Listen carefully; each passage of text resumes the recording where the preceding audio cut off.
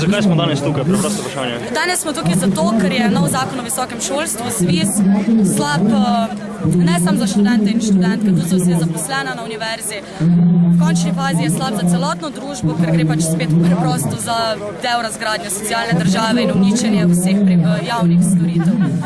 Ja, prva točka je gotovo uvajanje šolnin, druga točka je bila komercializacija javnega šolstva, pa v bistvu nasplošno se opiramo proti celemu procesu razgradnje javne države, razgradnje javnih dobrin, pojmovanja javnega kot blago in tako naprej.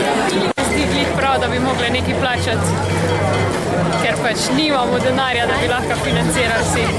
Ja, pomeni, da bi pač ne bi bilo študija, ne bi bili izobraženi in ni glih fajn.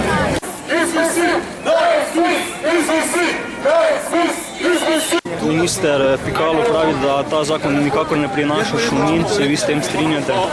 Ne.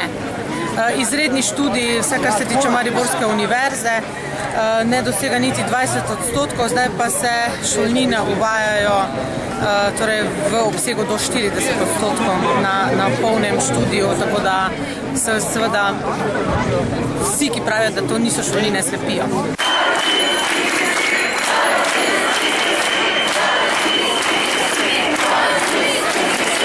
Ali mislite, da je visokošolski študij, kot je urejen danes, boljši od tega, kot ga predvideva ZVIS?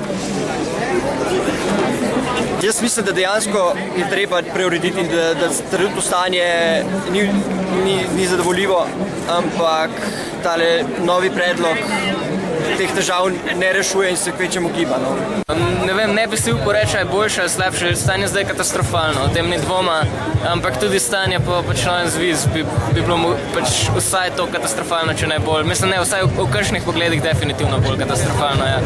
Tako da, mislim, čisto narobno smer gre. Mislim, problemi so in jih je treba nujno rešiti. Policija, pravice nikjer! Policija, pravice nikjer!